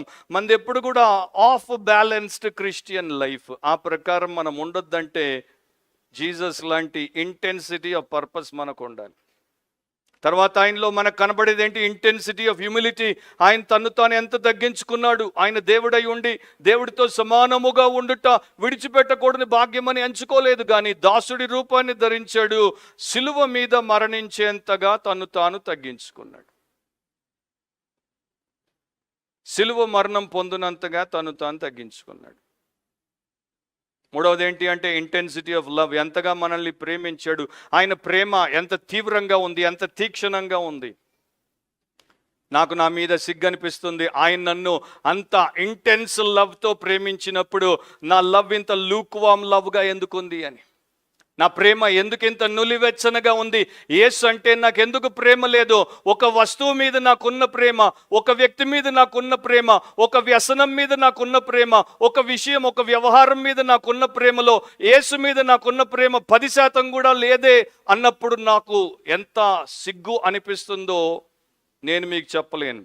మీ సంగతి నాకు తెలియదు. సో ఆయన నన్ను ఎంత తీవ్రంగా ప్రేమించాడంటే తను తాను నా కోసం అప్పగించుకున్నాడు. నేనేమి ప్రత్యేకమైన ప్రైజును కాదు ప్రాణం ఇచ్చి సంపాదించుకోవడానికి. నేను ఒక పచ్చి పాపాత్ముడిని, ఆయన వ్యతిరేకిని, ఆయన విరోధిని. అట్లాంటి వ్యక్తిని అంత తీవ్రంగా ప్రేమించి వెతికి రక్షించుకున్నవాడు నాకు అందరికన్నా అన్నిటికన్నా ఎక్కువ కాకపోతే నా మానవ జన్మకు అర్థం లేదు. అది నా థింకింగ్. అది మీ పాస్టర్ థింకింగ్ మీకు కూడా వస్తే బాగుంటుంది. పేతురు రాశాడు, ఇది కూడా పేతురుతోనే రాయించాడు దేవుడు. 1 పేతురు 3:18-19. ఏలయనగా మనలను దేవుని యొద్దకు తెచ్చుటకు అనీతిమంతుల కొరకు నీతిమంతుడైన క్రీస్తు శరీర విషయంలో చంపబడి ఆత్మ విషయంలో బ్రతికింపబడి పాపముల విషయంలో ఒక్కసారే శ్రమ పడెను. సో అనీతిమంతుల కొరకు నీతిమంతుడైన క్రీస్తు శరీర విషయంలో చంపబడ్డాడు, పాపముల విషయంలో ఒక్కసారే శ్రమ పడ్డాడు. ఎందుకంటే మనలను దేవుని యొద్దకు తెచ్చుటకు. సో ఆ ప్రకారం ప్రభు మనల్ని ప్రేమించాడు, మన పట్ల ఆయన తీక్షణతను చూపించాడు. సో ఎప్పుడు కూడా అందుకే నేను యాక్సెప్ట్ చేయను అనమాట. నాకు డైజెస్ట్ అవ్వంది ఏంటంటే ఒక క్రిస్టియన్ నేను ప్రార్థన చేయలేకపోతున్నాను. అది రియల్ ప్రాబ్లం నాకు తెలుసు. నాకు కూడా చాలాసార్లు ప్రార్థన చేయడం పెద్ద ఛాలెంజే. దాన్ని నేను కాదనట్లేదు. ఈ దేహము నాకు సహకారి కాదు, నా ఆత్మకు ఈ దేహము వ్యతిరేకమని నాకు తెలుసు. దీంట్లో ఉన్న పాప స్వభావం నా ఆత్మలో ఉన్న పరిశుద్ధ స్వభావంతో పోరాడుతుందని నాకు తెలుసు. కానీ నేను చెప్పే పాయింట్ ఏంటంటే నేను నా దేహానికి దాని స్వభావానికి లొంగకుండా తీక్షణంగా ఉండాలి. నా దేహము ప్రార్థన చేయొద్దు, పడుకొని నిద్రపో, గొరకబెట్టు అంటోంది, గొంగలి కప్పు అంటోంది కనుక నేను లొంగుతాను అనకూడదు. దాన్ని నేను వంచుతాను, దాన్ని మోకాళ్ళ మీదకి తెస్తాను, దాన్ని విరుస్తాను అనేటువంటి ఆత్మ తీవ్రత నాకుంటే ఎందుకు వంగదు? హలో, ఎందుకు వంగదు? రేపు పొద్దున వంచి చూడండి. సో ఆ ఇంటెన్సిటీతో ఆయన సిలువకి వెళ్ళాడు. అదే ఇంటెన్సిటీని తన సంఘానికి ఆయన ఇచ్చాడు. మొదటి సంఘం అట్లా ఉండింది. సో ముళ్ళ కిరీటము ధరించడానికి, ముఖం మీద ఒకసారి కాదు 2 సార్లు ఉమ్మేయించుకోవడానికి, వారి చేత అవమానపు పదాలు పలికించుకోవడానికి, ఆయన మరి హింసల పాలై చంపబడ్డానికి అంత తీక్షణతో ముందుకెళ్తే మనం ఆయన కోసం పరిశుద్ధంగా జీవించడానికి ఇంటెన్సిటీ లేకపోతే ఎట్లా? జూలియస్ సీజర్ రోమన్ చక్రవర్తి ఒకసారి రోమ్లో ఉన్నటువంటి ప్రజలకు కరువు వచ్చి బాధపడుతుంటే ఆయన ఓడ మీద ప్రయాణము చేయాల్సి వచ్చింది. తుఫాన్ వస్తోంది. ఆ సమయంలో వారికి ఆయన ఆహారము సహాయం తేయడానికి పోవాల్సిన సమయం అది. సో ఆయన ఇట్లా అన్నాడంట. ఏమన్నాడంటే, నేను వెళ్ళుట అగత్యము, అంటే నేను వెళ్ళాల్సిన అవసరం ఉంది. నేను వెళ్ళి చనిపోయినా పర్వాలేదు, నేను బ్రతకాల్సిన అవసరం ఇప్పుడు మీకు లేదు. నేను వెళ్ళి మీకు సహాయం తేవాల్సినటువంటి అవసరం ఉంది. సో యేసు మనకు సహాయము, నిత్య సహాయం, నిత్య జీవం తేవడానికి వెళ్ళాడు. అప్పుడు ఆయన మరలా 12 శిష్యులను పిలుచుకొని తనకు సంభవింపబో వాటిని వారికి తెలియచెప్పనారంభించి, సో వారు విస్మయం పొందారు, వారు భయపడుతున్నారు. కనుక యేసు 12 మందిని పిలుచుకున్నాడు, పక్కకి పిలుచుంటాడు. వారికి సంభవింపబో వాటిని మరలా తెలియచెప్పాడు. ఎందుకంటే మొదటిసారి చెప్తే అర్థం కాలేదు, రెండోసారి చెప్తే అర్థం కాలేదు, మూడవసారి ఆయన చెప్తున్నాడు. బహుశా మీలో కొంతమంది అనుకుని ఉంటారు, యేసుప్రభు ఎందుకు సేమ్ థింగ్ 8వ అధ్యాయంలో చెప్పాడు, 9వ అధ్యాయంలో చెప్పాడు, మళ్ళీ 10వ అధ్యాయంలో చెప్తున్నాడు. ఎందుకంటే పెద్దలు ఎవరో అన్నారు, మనిషికో మాట గొడ్డుకో దెబ్బ. దాన్ని ఇప్పుడు మనం రివర్స్ చేయొచ్చు. గొడ్డుకో దెబ్బ, మనిషికి 7 సార్లు చెప్పిన వెందు. ఎందుకంటే పెద్దలు, మనకన్నా పండితులు, బైబిల్ థియోలోజియన్స్ అన్నారు, ఒకడికి అర్థం కావడానికి సువార్త కనీసం 7 సార్లు అయినా వాడు వినాలి అని. అందుకని నేను దాన్ని అట్లా మార్చా. మనిషికో కాదు, గొడ్డుకో దెబ్బ, మనిషికి 7 సార్లు. సో ప్రభు ఇక్కడ 3వసారి చెప్తున్నాడు. ఎన్నిసార్లు చెప్పినా కూడా ఆయన మన క్షేమం కోరి మనకు ఉపదేశం చేయడానికి, మనల్ని ఆత్మీయంగా పరిపక్వతలోనికి తేయడానికే చెప్తాడు. సో ఇదొక రిహార్సల్ అన్నమాట. నాకు గుర్తుంది, చిన్నప్పుడు 7th క్లాస్లో మా స్కూల్ యాన్యువర్సరీ యాన్యువల్ మీటింగ్లో ఒక డ్రామాకి నన్ను పోలీస్ ఇన్స్పెక్టర్గా వేషం వేసుకోమంటే దానికోసం ఒక నెలంతా రిహార్సల్ చేపించేవాడు డ్రామా డైరెక్టర్. సో ఎప్పుడు చూసినా ఆ యొక్క రిహార్సల్ అయినప్పుడల్లా పోలీస్ ఇన్స్పెక్టర్ డ్రెస్ వేసుకొని పెట్టుకోవాలా, మళ్ళీ తీసేయాలి. సో ఇదొక డ్రెస్ రిహార్సల్ కాదు, ఇదొక డ్రామా రిహార్సల్ కాదు, ఇదొక డెత్ రిహార్సల్. ఆయన మరణం, దాని యొక్క రిహార్సల్ చేపిస్తున్నాడు. 2వ పాయింట్ రాసుకోండి క్లుప్తంగా, ద డెడికేషన్ 33, 34 వచనాలు. అంకితం, ప్రతిష్ఠించుకోవడం, సమర్పించుకోవడం, కార్యదీక్షను కలిగి ఉండడం. సో 33వ వచనంలో ఈ 3వసారి చెప్పినటువంటి ప్రవచనంలో కొన్ని వివరాలు ఎక్కువ ఇచ్చాడు ప్రభు, అండ్ దాన్ని కొంత విస్తృతంగా ఆయన చెప్పడము జరిగింది. సో ఇక్కడ నేరుగా మనము వాటన్నింటినీ విశదీకరించి చూడాల్సిన అవసరం లేదు. ఎందుకంటే 14th చాప్టర్ 15th చాప్టర్లోనికి వచ్చినప్పుడు వాటి గురించి మనము యథావిధిగా జరిగినట్లు మనము అక్కడ చూస్తాము, నేర్చుకుంటాం. కనుక నేను బ్రీఫ్గా అదేంటో పాయింట్అవుట్ చేసి వెళ్తాను. సో ప్రభు అయిన యేసు ఇదంతా చెప్పడానికి గల 2 కారణాలు ఉన్నాయి. మొదటి కారణం ఏంటంటే, ఇదంతా కూడా ముందుగానే ప్రవచింపబడింది, ప్రవక్తల ద్వారా దేవుడు దీన్ని ప్రకటింప చేశాడు. రాసుకోండి, లూకా 18వ అధ్యాయం 31వ వచనం. లూకా 18:31లో ఆయన తన 12 మంది శిష్యులను పిలిచి, ఇదిగో యెరూషలేమునకు వెళ్ళుచున్నాం, మనుష్య కుమారుని గూర్చి ప్రవక్తల చేత రాయబడిన మాటలన్నీ నెరవేర్చబడును. సో ఆల్రెడీ ప్రవక్తల చేత రాయబడిన మాటలు అవి నెరవేర్చబడతాయి అని ప్రభు చెప్తున్నాడు. అదే లూకా 1:72 కూడా చూడండి, మొదటి అధ్యాయం 72వ వచనం. దీనిని గూర్చి ఆయన ఆది నుండి తన పరిశుద్ధ ప్రవక్తల నోట పలికించెను. సో మొదటి నుండి పరిశుద్ధ ప్రవక్తల నోట పలికించాడు. సో ప్రవక్తల పలుకులున్నాయి, ప్రవక్తల రాతలున్నాయి. So they spoke and they wrote. So ఈ 2 కూడా యేసుప్రభు యొక్క ప్యాషన్ గురించి, అంటే ఆయన యొక్క శిలువ శ్రమను గురించి అందుబాటులో ఉన్నాయి. దాన్ని ఆయన తిరిగి వారికి జ్ఞాపకం చేస్తున్నాడు. రెండవది, ఆయన దేవుడు కనుక భవిష్యత్ జ్ఞానం ఆయనకు ఉంది కనుక, ఫ్యూచర్ నాలెడ్జ్ ఆయనకు ఉంది కనుక, ఆయనకేం జరగబోతోందో బాగా తెలుసు కనుక ఆయన ప్రకారం వారికి చెప్పాడు. సో ఏం చెప్తున్నాడు? ఇదిగో మనము యెరూషలేమునకు వెళ్ళుచున్నాం. మరొకసారి అంటున్నాడు, ఇదిగో మనము యెరూషలేమునకు వెళ్ళుచున్నాం. సో యెరూషలేము దానికి ఉన్నటువంటి ఆ యొక్క క్రెడెన్షియల్స్ అన్నీ ఉన్నప్పటికీ ఇప్పుడు మాత్రము అది చాలా దారుణమైనటువంటి పనిని చేయబోతోంది.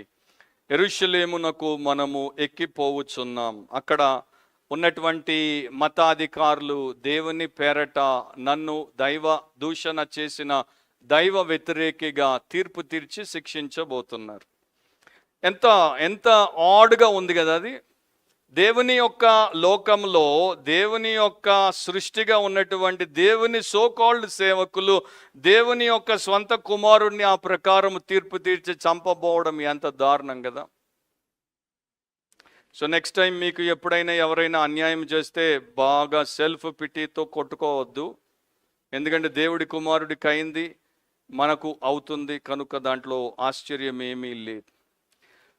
ఇక్కడ యేసు ప్రభు ఏం చెప్తున్నాడు? నేను శ్రమ పడ్డాను కనుక ఇక మీరు శ్రమ పడాల్సిన అవసరం ఉండదు అని చెప్పట్లేదు. ఇది ఒకటి గుర్తుపెట్టుకోవాలి మనం. ఎందుకంటే ఒక బోధ, ఆయన మన కొరకు శ్రమ పడ్డాడు కనుక మనం ఇక శ్రమ పడము.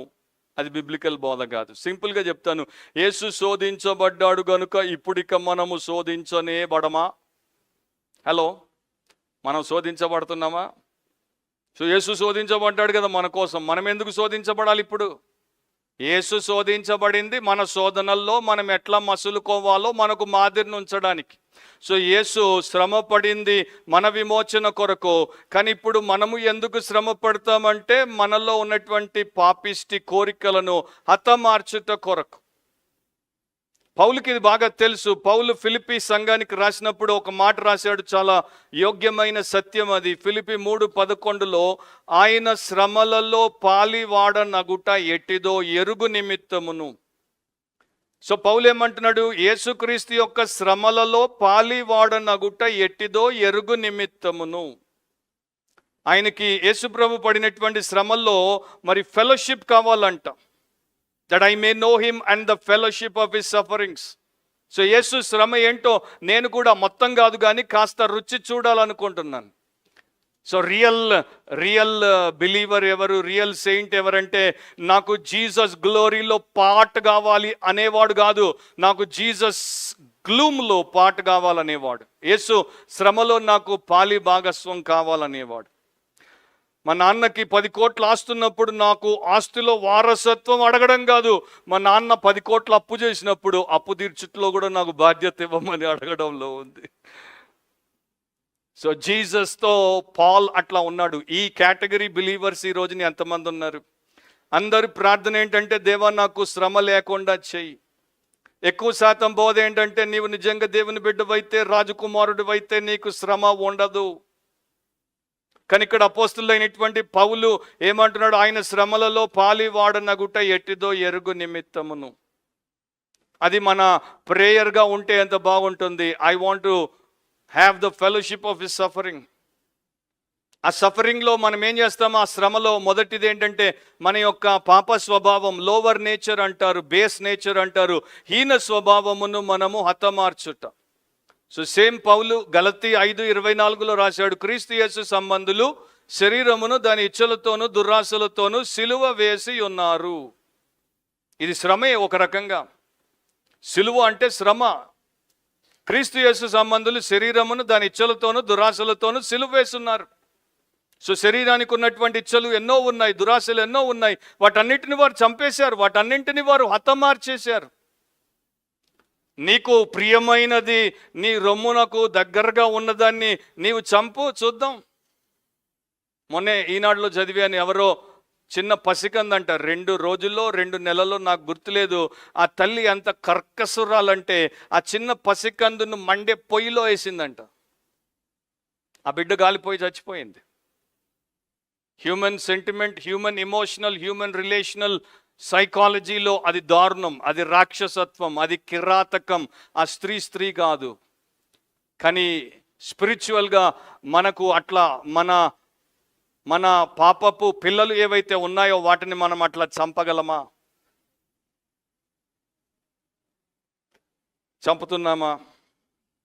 సో సిలువను ఎత్తుకున్నప్పుడు, మనల్ని మనం ఉపేక్షించుకున్నప్పుడు సనకూడదు, గొనకూడదు, మనం ఇక అయిపోయిందిలే అనేసి ఒక నిరాశ, నిస్పృహకి గురైపోయి రిజిగ్నేషన్ ఇచ్చేయకూడదు. మనము సంతోషంతో, బహు ఉత్సాహంతో, సంకల్పంతో దాన్ని చేపట్టాలి. ఒక ఎక్లిసియాస్టికల్ లెజెండ్ ఉంది, అంటే ఒక సంఘానికి సంబంధించిన పురాణం ఉంది. దాంట్లో ఒక చక్రవర్తి ఒక యుద్ధంలో జయము సాధించినప్పుడు తన శత్రువు దగ్గర ఉన్నటువంటి నిజమైన సిలువను, క్రీస్తు సిలువను సాధించుకున్నాడంట, సంపాదించాడు. సో నిజమైన ఒరిజినల్ క్రాస్ని సంపాదించి దాంతో ఆయన యెరూషలేంకు వస్తున్నాడు. యెరూషలేం ప్రాకారములు ద్వారములు మూతబడి ఉన్నాయి. బయట ఒక దేవదూత నిలబడి రాజును ఆపేశాడు. సో చక్రవర్తి అడిగాడు, ఎందుకు ఈ సిలువను నేను లోపలికి తీసుకొస్తుంటే నువ్వు ఆపావంటే ఆయన చెప్పాడు, ఆ సిలువను మొదటి ఆయన అంటే యేసు అనేటువంటి ఆ రారాజు మరి నగ్నంగా కాళ్ళకి చెప్పులు లేకుండా ఆయన వీపు మీద దాన్ని మోసుకొని ఆయన దీంట్లోనికి వచ్చాడు. నీవేమో పెద్ద రాజులాగా పెద్ద పోజు పెట్టి దాన్ని మోసుకొని వస్తున్నావు గుర్రం మీద అన్నప్పుడు వెంటనే ఆ యొక్క చక్రవర్తి గుర్రం దిగాడు, వస్త్రాలు ఇప్పేశాడు, పాదరక్షలు తీసేశాడు. ఆయన యొక్క సిలువను భుజం మీద వేసుకొని ఆయన కాలినడకన వచ్చినప్పుడు యెరూషలేము ద్వారం తెరుచుకుందంట, ఆయన లోపలికి వెళ్ళాడంట. ఇది సంఘ పురాణం, ఎక్లీసియాస్టికల్ లెజెండ్ ఇది. కానీ దాంట్లో ఒక ట్రూత్ ఉంది. యేసు ఎట్లా సిలువను మోసాడో మనం కూడా అట్లాగే సిలువను మోయాలి. అది ఒక డెత్ ఇన్స్ట్రుమెంట్, మరణకరమైన సాధనం. సిలువను మెడలో వేసుకొని పోజ్ పెట్టి పోస్ట్ పెట్టడానికి కాదు. దానికి కూడా రేపు తీర్పు ఉంటుంది, జాగ్రత్త. దానికి కూడా తీర్పు ఉంటుంది, డబుల్ జడ్జిమెంట్ ఉంటుంది.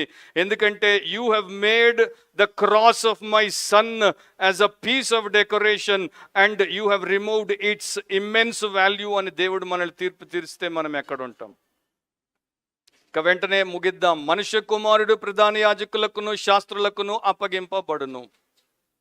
సో మనుష్య కుమారుడు యేసు ప్రభు ప్రధాన యాజకులకు శాస్త్రులకు అప్పగింపబడును అని తెలుగులో ఉంది, డెలివర్డ్ అని ఇంగ్లీష్లో ఉంది. యాక్చువల్గా గ్రీక్ పదానికి అర్థం బిట్రేయిడ్. బిట్రేయిడ్ అంటే మోసగించబడి అప్పగించబడును. అదొక కాన్స్పిరసీ అంటే కుట్ర. ఎవరు చేశారు? ఇస్కరియోతు యూదా, యేసు యొక్క శిష్యుడు, అపోస్తలుడు, ఆ యొక్క మత నాయకులతో కుమ్ముక్కై ఆయనకి వ్యతిరేకంగా నమ్మక ద్రోహము చేసి కుట్రతో ఆయన్ని అప్పగిస్తున్నాడు. సో చాలాసార్లు మనం కూడా క్రైస్తవ విశ్వాసంలో భక్తితో బ్రతికినప్పుడు, దేవుడి చిత్తంలో బ్రతుకుతున్నప్పుడు మనకు వ్యతిరేకంగా కుట్రలు జరుగుతాయి. అది మన దగ్గరి వారితోనే జరగవచ్చు. ఆ కుట్రల్ని మనము ఎట్లా ఎదుర్కోవాలో యేసు దగ్గర నేర్చుకోవాలి తప్ప మనము కుట్రకు ఇంకొక 2 కుట్రలు చేసే వారముగా అవ్వకూడదు. వారు ఆయనకు మరణశిక్ష విధించి, వారు అంటే ఈ మత నాయకులు, ప్రధాన యాజకులు, శాస్త్రులు, వీళ్ళు శాన్హెడ్రిన్ యొక్క మెంబర్లు అంటే మహాసభ యొక్క మెంబర్లు, జ్యూయిష్ కోర్ట్ యొక్క పెద్దలు, నాయకులు. సో వీరేం చేశారు? వీరు ఆయనకి మరణశిక్ష విధించారు. వీరు కేవలం శిక్ష వేయగలరు కానీ శిక్షను అమలు చేయలేరు. ఎందుకంటే రాజ్యం రోమన్లది, రోమన్లే ఎగ్జిక్యూషన్ చేస్తారు, రోమన్లే ఒకనికి మరణశిక్ష విధించి జరిగిస్తారు. యూదులు మరణశిక్ష విధించే వరకే, జరిగించే శక్తి వారికి లేదు. సో మొదట వీరు ఆయన్ని మరణానికి, ఎంత దారుణమో చూడండి, ఆయన్ని కొన్ని దెబ్బలు కొట్టించి 39 కొరడా దెబ్బలు కొట్టించి విడిచిపెడదామని లేదు. ఆయన్ని 4 ఏళ్ళు జైల్లో పెట్టి పైకి వదిలేద్దామని లేదు. ఆయన్ని చంపేద్దాం, ఆయన ఉండకూడదు మనకి. అంత తీక్షణమైనటువంటి వ్యతిరేకత, అంత తీక్షణమైనటువంటి విరోధం అన్నమాట. సో మొదట జ్యూయిష్ ట్రయల్ జరిగింది, యూదుల తీర్పు జరిగింది, తర్వాత రోమన్ ట్రయల్ జరుగుతుంది. ఇదంతా మీరు మార్కు 14:53 నుండి 15 అంతా చదువుకోండి, దాంట్లో ఉంటుంది. ఆయనను అన్యజనులకు అప్పగించెదరు. సో ఈ యొక్క మత నాయకులు, ప్రధాన యాజకులు, పెద్దలు, శాస్త్రులు ఆయన్ని అన్యులకు అప్పగిస్తారు. అన్యజనులు ఎవరు? రోమన్ నాయకులు. అందుకనే పొంతి పిలాతు దగ్గరికి తెచ్చారు. పొంతి పిలాతుకు, రోమన్ సైనికులకు, రోమన్ చట్టానికి, రోమన్ కోర్టుకి ఆయన్ని అప్పగించేశారు. అండ్ అక్కడ వారి యొక్క తీర్మానమును ప్రస్తావించారు. ఆయన్ని ఏమి చేయాలి అని పిలాతు అడిగితే సిలువ వెయ్యాలి అన్నారు. సో ఆ ప్రకారము ఆయన్ని తీసుకుని వచ్చారు. సో ఇక్కడ మనం ఏం చూస్తున్నాం? Handing over. మొదట ఇస్కరియోతు యూదా ప్రధాన యాజకులకు, శాస్త్రులకు ఆయన్ని అప్పగించాడు. తర్వాత వారు ఆయన తీసుకుని వచ్చి రోమన్లకు, పిలాతుకు అప్పగించారు. సో ఆ ప్రకారం ఆయన అప్పగించబడినప్పుడు ఆయన సిలువ మరణం వేయబడతాడు. 34వ వచనంలో రోమన్ల శిక్ష ఎట్లా ఆయనకి విధించబడిందో కొన్ని మాటలు ప్రభు చెప్పాడు. అదొక్కొక్క మాట నేను చెప్తాను. వారు ఆయనను అపహసించేవారు ఇప్పుడు ఎవరు అంటే రోమన్లు, రోమన్ సైనికులు. అన్యులు దేవుడిని యేసుక్రీస్తును అపహాసిస్తున్నారు. అంతకు మునుపు యూదుల యొక్క నాయకులు, పెద్దలు, వారి యొక్క బంట్రౌతులు, అక్కడ ఉన్నటువంటి వారి బృందం అంతా కూడా ఆయన్ని అపహాసించింది. అది మీరు చదవచ్చు మార్కు సువార్తలో. సో మొదట వారు అపహసించారు కనుక ఇప్పుడు రోమన్లు బేషరతుగా అపహసిస్తున్నారు. ఎందుకంటే ఎవరికి సంబంధించిన వ్యక్తో, ఇశ్రాయేలీయుడిని, యూదుడిని, వారి యొక్క ప్రవక్తగా గుర్తింపబడి గౌరవింపబడిన వ్యక్తిని వారే అవమానిస్తే ఇక వీరెందుకు అవమానించరు? ఇప్పుడు నీ ఇంట్లో నీ వారే నిన్ను అవమానిస్తే మంది ఎందుకు నిన్ను అవమానించదు? Yes are no? అందుకే అంటుంటారు కొంతమంది, ఇంట్లో నాకు పరువు లేదు, బయట ఎక్కడ ఉంటుంది? సో గుర్తుపెట్టుకుందాం, మనము యేసును అవమానించే పరిస్థితుల్లో ఉంటే మన ద్వారా ఆయన ఇంకా ఎంతమంది చేత అవమానించబడతాడు? మనం యేసును మహిమపరిచే పరిస్థితిలో ఉంటే ఆయన ఇంకా ఎంతమంది ద్వారా మహిమపరచబడతాడో? మన ఇన్ఫ్లుయెన్స్ అటో ఇటో ఎంత జాగ్రత్త. ఆయనను అపహసించి వారు ఆయన్ని అపహసించారు. అపహసించడం అంటే ఎగతాళి చేయడము, గేలి చేయడము, పరిహాసము చేయడము, ఆట పట్టించడము, ఆయనతో ఆడుకోవడము. మార్కు 15:20లో వారు ఆయనను అపహసించిన తరువాత ఆయన మీదనున్న ఊదా రంగు వస్త్రము తీసివేసి ఆయన బట్టలు ఆయనకు తొడిగించి ఆయనను సిలువ వేయుటకు తీసుకొని పోయిరి. మూడవది, ఆయన మీద ఉమ్మి వేశారు. 2 సార్లు మీరు మార్కు సువార్త చదివితే 2 సార్లు ఆయన మీద ఉమ్మి వేశారు. మొదట రోమన్లు ఏం చేశారో నేను చదువుతాను, తర్వాత శాన్హెడ్రిన్ అంటే మహాసభ వారు ఏం చేశారో చదువుతాను. 15-19లో రోమన్లు మరియు రెల్లుతో ఆయన తల మీద కొట్టి ఆయన మీద ఉమ్మి వేసి మోకాళ్ళుని ఆయనకు నమస్కారము చేసిరి. 14:65లో యూదులు కొందరు ఆయన మీద ఉమ్మి వేసి ఆయన ముఖమునకు ముసుగు వేసి ఆయనను గ్రుద్దుచు ప్రవచింపుమని ఆయనతో చెప్పసాగిరి. బంట్రౌతులను ఆయనను అరచేతులతో కొట్టి పట్టుకొనిరి. సో ఇటు యూదులు ఉమ్మేశారు, అటు రోమన్లు ఉమ్మేశారు. ధన్యులు అన్యులు ఇద్దరు ఉమ్మేశారు. జస్ట్ ఇమాజిన్ చేయండి, 2 సార్లు యేసు పవిత్రమైనటువంటి ముఖం మీద పాపాత్ములు ఉమ్మి వేశారు. ప్రపంచంలో కొన్ని చోట్ల ఉమ్మి వేయడం మంచిదే అని అంట. ఇదో విచిత్రం ఇది. షెల్లుక్ అనేటువంటి ఒక జాతి ఉంది. ఆ జాతి సాంప్రదాయం ఏంటంటే ఎవరైనా ఒకరి మీద ఉమ్మేస్తే వాడిని దీవించినట్టు. ఇది ఒకే ఒక జాతి చేసే పని. ఇంకెక్కడ ఉమ్ము దీవెనతో తీసుకోబడదు. ఉమ్ము వేయించుకోవడం అంటే దారుణం. పాలస్తీనాలో, ఇస్రాయెల్లో ఒక వ్యక్తి మీద ఒకరు ఉమ్మి వేయుట అంటే వీడిని నేను పూర్తిగా ద్వేషిస్తున్నాను, హేయముగా ఎంచుతున్నాను, తృణీకరిస్తున్నాను అని ప్రకటించుట. సో యేసు మీద 2 సార్లు అట్లా వారు ఉమ్ము వేశారు. నన్ను కల్లో కూడా ఎవరు అట్లా ఉమ్ము వేయలేదు. సో క్రిస్టియన్లు చాలా చిన్న వాటికి బాధపడిపోతుంటారు. మీ హృదయం ఎంత టెండర్గా ఉందంటే ఎవరో చేసిన కామెంట్కి, ఎవరో చేసిన క్రిటిసిజంకి, ఎవరో మిమ్మల్ని చూసిన చూపుకి మీ హృదయం అంతా. జస్ట్ ఇమాజిన్ మై జీసస్, ఆయన మీద 2 సార్లు దుర్మార్గులు ఉమ్ము వేశారు, ఆయన ఒక్క మాట అనలేదు.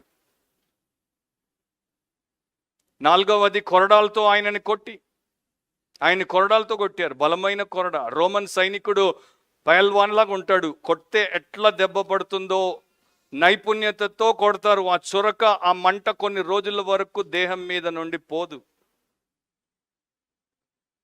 సో యేసును కొరడాలతో కొట్టించి సిలువ వేయని అప్పగించాను పిలాతు. ఆయనను కొట్టి చంపేదరు. ఇక్కడ మార్కు కొట్టి చంపేదరని ఉంది, మత్తయి ఏమో సిలువ వేసేదరని ఉంది. సో సేమ్ థింగ్ అనమాట. కొట్టి చంపడం, సిలువ వేయడం సేమ్ థింగ్. ఎందుకంటే రోమన్లు కేవలము సిలువ వేస్తారు. కొందరు రాళ్లతో కొట్టి చంపుతారు, యూదుల పనిచేస్తారు, రాళ్లతో కొట్టి చంపుతారు. కొందరు ఉరి తీస్తారు, కానీ రోమన్ ఎగ్జిక్యూషన్ ఏంటంటే వారు సిలువ వేస్తారు.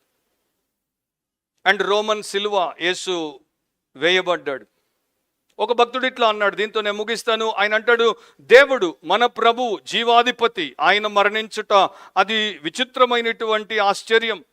ఎర్ర సముద్రం ఎండిపోయిందంటే, సూర్యుడు ఒక దినమంతా నిలిచిపోయాడంటే, అగ్నిగుండం 7 రెట్లు అగ్నితో మండిందంటే, సింహాల గుహలో దానియేలు ఉన్నా కూడా వాటికి ఆకలి వేసినా అవి ఆయన్ని కొరికి తినలేదంటే ఆశ్చర్యమే. నిజంగా ఆశ్చర్యమే. కానీ దానికన్నా అమోఘమైనటువంటి ఆశ్చర్యం ఏంటంటే దేవుడు చనిపోవడం. దేవుడు నా కోసం చనిపోవడం అత్యంత విస్మయ ఆశ్చర్యం. అంటే దానికి తెలుగులో మాట నాకు దొరకట్లేదు. ఆ గొప్ప దేవుడు నా కొరకు మరణించుట, ఆ ప్రభువు నా కొరకు మరణించుట, అది నాకు గ్రహింపులోనికి రానటువంటి విషయం. End of quote. Sports writer ఒక ఆయన ఉండేవాడు, మిచ్ ఆల్బామ్ అని. ఆయన తన ప్రొఫెసర్ 20 సంవత్సరాల తర్వాత ప్రొఫెసర్ని జ్ఞాపకం చేసుకున్నప్పుడు ఎక్కడున్నాడో ఎట్లా ఉన్నాడో అని తెలుసుకుంటే ఆయనకు ఒక రోగం వచ్చి, మరణకరమైన రోగం వచ్చి చావు బతుకుల్లో ఉంటే ప్రతి వారము ఈ యొక్క మిచ్ తన ప్రొఫెసర్ మోరీ దగ్గరికి వెళ్ళేవాడు. ప్రతి ట్యూస్డే ప్రొఫెసర్తో గడిపేవాడు. ఒక పుస్తకం కూడా రాశాడు, ట్యూస్డేస్ విత్ మోరీ అని. సో ప్రొఫెసర్ న్యూస్లో ఉన్నటువంటి బాధాకరమైనటువంటి విషయాలు మిచ్తో చర్చిస్తున్నప్పుడు ఈయన అనేవాడంట, మిచ్ ఆల్బామ్ అనేవాడంట, ప్రొఫెసర్ గారు కొన్ని రోజుల్లో మీరు చనిపోతారు, మీకు ఎందుకు లోకం మీద ఇంత ఆసక్తి, ఎందుకు ఈ వార్తల మీద, అది కూడా దుర్వార్తలు, దుఃఖకరమైన వార్తల మీద మీకెందుకు అంత ఆసక్తి అంటే ఆయన అన్నాడు, ఇన్ని సంవత్సరాలు నేను బ్రతికాను, ఇతరుల కష్టములో, ఇతరుల కన్నీటిలో ఏమాత్రము నేను చేరకుండా బతికాను, కానీ ఇప్పుడు నాకు ఇంత నొప్పి, ఇంత బాధ, ఇంత మరణకరమైనటువంటి ఆయాసం ఉన్నప్పుడు లోకంలో ఎంతోమంది, ముఖ్యంగా ఎవరు శ్రమల పాలవుతున్నారు, ఎవరు ఇబ్బందుల పాలవుతున్నారు, ఎవరు యాతన పెట్టబడుచున్నారో నేను తెలుసుకుంటాను. మొన్నైతే టీవీలో చూశాను, బోస్నియాలో కొంతమంది పరుగులు పెడుతుంటే వారిని వెంటబడి కాల్చడం. ఆ రాత్రంతా నేను నిద్రపోలేదు, చిన్న పిల్లోడిలాగా బోర్న ఏడ్చాను. ఎందుకంటే ఆ రోజున నాకు వారి ఏడుపు, వారి బాధ, వారి ప్రాణ భయము నాకు అనుభవపూర్వకంగా తెలిసొచ్చింది. ఇంతవరకు ఇతరుల బాధలో నేను పాలు పంచుకోలేదు, ఇప్పుడైనా పాలు పంచుకొని ప్రశాంతంగా చద్దామని ఇవే నేను ఎక్కువ వింటున్నాను. యేసు మన బాధల్లో పాలు పంచుకున్నాడు కనుక రేపు మన బాధల్లో ఆయన దగ్గరికి వెళ్తే, ఆయన వైపు తిరిగితే గొప్ప ఉపశమనం లభిస్తుంది. 3 దినములైన తరువాత ఆయన తిరిగి లేచును. అది గొప్ప మాట. వారికి రిజిస్టర్ అవ్వలేదు, వారు ముందు విషయాలే గుర్తుపెట్టుకున్నారు. ఆయన్ని మరి వారు ఎగతాళి చేస్తారు, ఆయన్ని కొరడాలతో కొడతారు, ఆయన్ని ఉమ్మ వేస్తారు, ఆయన్ని చంపేస్తారు సిలువేసి, అంతవరకే వారికి గుర్తుంది. కానీ కల్మినేషన్ ఏంటి, క్లైమాక్స్ ఏంటి, ఎండ్ ఏంటి అనేది శిష్యులకు రిజిస్టర్ అవ్వలేదు. లూకా 18:34 చదివితే మీకు అర్థమవుతుంది. కానీ యేసు ప్రభు గ్రేట్ క్లైమాక్స్ని ఇచ్చాడు. ఆయన 3 దినములైన తర్వాత తిరిగి లేస్తాడు. So there is great violence in his death, but there is great victory in his resurrection. ఆయన మరణంలో గొప్ప హింస ఉంది, కానీ ఆయన పునరుత్థానంలో గొప్ప విజయం ఉంది. మీరు న్యూ టెస్టిమెంట్ చదివినప్పుడు కొన్ని చోట్ల 3 దినములైన తరువాత అని ఉంటుంది, కొన్ని చోట్ల 3వ దినమున అని ఉంటుంది. కన్ఫ్యూజ్ అవసరం లేదు, ఎందుకంటే మనకి దినాన్ని లెక్క పెట్టుట వేరు, యూదులు ఆ టైంలో ఉన్నటువంటి వారు దినాన్ని లెక్క పెట్టుట వేరు. సో 3 దినాల తరువాత అన్నా 3వ దినమునన్నా సేమ్ థింగ్ కనుక there is nothing to be worried about. Time ఉందా, అయిపోయిందా? 10:24. 3 మార్గరెట్లు ఉండేవారు. ఏప్రిల్ 13, 1685లో వీరు 3 కూడా క్రీస్తు యేసునందు విశ్వాసం ఉంచినందుకు హింసించబడ్డారు. వీళ్ళు స్కాట్లాండ్లో ఉన్నటువంటి స్కాటిష్ కవనెంటర్స్. జాగ్రత్తగా వినండి, 3 స్త్రీలే. ఒక ఆమె 70 ఏళ్ల విధవరాలు, ఆమె పేరు మార్గరెట్ మెక్లాక్లెన్. ఇంకొక ఆమె రైతు కుమార్తె 18 సంవత్సరాల మార్గరెట్ విల్సన్. ఇంకొక ఆమె ఇంటి పనికత్తె 20 సంవత్సరాల మార్గరెట్ మ్యాక్స్వెల్. ఈ 3 దేవుడి యొక్క వాక్యము సభలో ప్రకటించబడుతుంటే ఆ సభకు అనుమతి లేదు అని ప్రభుత్వం అక్కడున్న పెద్దలు చెప్తే పోయి విన్నారు. వీరు చేసిన నేరం అదే. సో అక్కడున్నటువంటి వారు అనుమతించని క్రైస్తవ సభకెళ్ళి వాక్యం విన్నారు. తర్వాత కొంతమంది లైసెన్స్ లేని ప్రసంగికులు ప్రసంగాలు చేస్తుంటే వారి బోధలు విన్నారు. కనుక వీరిని 3 పట్టుకొని వచ్చి అధికారులు ఏం చేశారంటే, మీరు చేసిన తప్పును ఒప్పుకోండి, దాన్ని మానేయండి, అప్పుడు మీకు మేము శిక్ష వేయం, లేకపోతే మీకు శిక్ష వేస్తామంటే వీరు మేము మానము అన్నారు. సో మొదట ఏం చేశారంటే 20 సంవత్సరాల మార్గరెట్ మ్యాక్స్వెల్ని వరుసగా 3 దినాలు నడి రోడ్డున పబ్లిక్ ముందు నిలబెట్టి కొరడాతో కొట్టారు. ఆమె చనిపోయేంత వరకు దాన్ని చెప్తూనే ఉండేది. మిగతా 2 మార్గరెట్లు, 70 ఏళ్ల విధవరాల్ని అండ్ 18 ఏళ్ల మార్గరెట్ విల్సన్లని తీసుకెళ్ళి వారిని కూడా అట్లాగే బెదిరించి విడిచిపెట్టమంటే విడిచిపెట్టము, యేసును వదలమన్నప్పుడు పెద్దామెని ఒక దుంగకు కట్టి సముద్రంలో బ్రతికుండగా ముంచి చంపేశారు. 70 ఏళ్ల విధవరాలు మార్గరెట్ మెక్లాక్లన్ని అట్లా ముంచి చంపేశారు. ఆమెను చంపుతున్నప్పుడు 18 సంవత్సరాల మార్గరెట్ విల్సన్ని చూడమని చెప్పారు. చూస్తున్నప్పుడు ఒక సైనికుడు అన్నాడు, ఆమంటే ముసలిది చచ్చిపోయింది, నీవు పడుచుదానివి 18 ఏళ్ళు, నీవెందుకు అట్లా మునిగి చావాలనుకుంటున్నావు, ఇప్పుడు నీకేమీ భయం అనిపించట్లేదా? ఈ యంగర్ మార్గరెట్ విల్సన్ ఏమందో తెలుసా?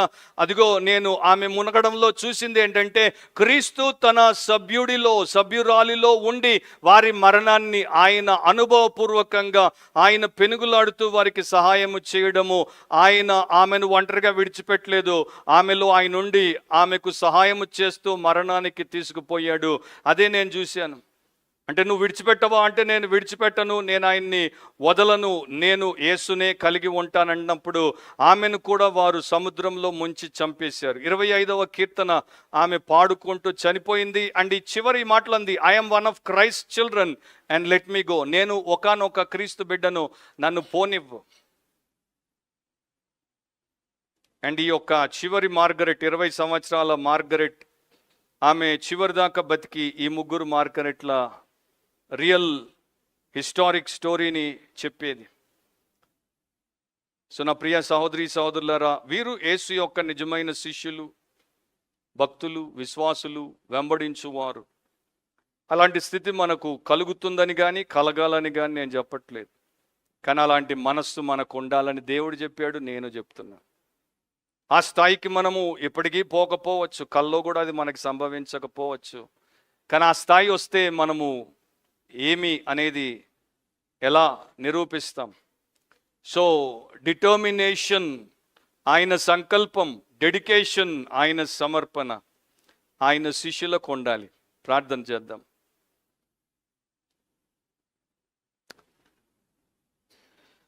పాపి, నీ కొరకే యేసు సిలువలో అంతగా అనుభవించి మరణించి రక్తము చిందించి చనిపోయి సమాధి చేయబడి తిరిగి లేచాడు. కనుక నీవు ఆయన్ని కాదనకూడదు. ఆయన్ని నీవు ఆశ్రయించి నీ పాపం ఒప్పుకొని విడిచిపెట్టి ఆయన యందు విశ్వాసం ఉంచి రక్షించబడు. ఇప్పుడే పరిశుద్ధులా నీవు ఆ ప్రభువును పోలి, ఆయన శిరస్సు, నీవు ఆయన శరీరము గనుక ఆయన ఎలా నడిచాడో అలాగే నడుచుకో. ఆయన లాంటి సంకల్పం, ఆయన లాంటి సమర్పణ ఆయన కృప ద్వారా నీకు అనుగ్రహించబడుతోంది. దాన్ని కలిగి జీవించు. పరిశుద్ధుడవై ప్రేమాస్వరూపుడు అయిన మా తండ్రి, మీ వాక్యము మాకు కావలసిన విశ్వాసమును, మాకు కావలసిన పౌరుషమును, మాకు కావలసినటువంటి ఉపదేశమునిస్తోంది గనుక దాని చేత మాలో ప్రతి ఒక్కరూ మేలు పొంది నిన్ను మహిమపరచునట్లు, ఇతరుల ఎదుట నీ మాదిరిని మేము పెట్టినట్లు మాకు సహాయం చేయమని యేసు నామమును అడిగి ప్రార్థిస్తున్నాం తండ్రి. ఆమేన్.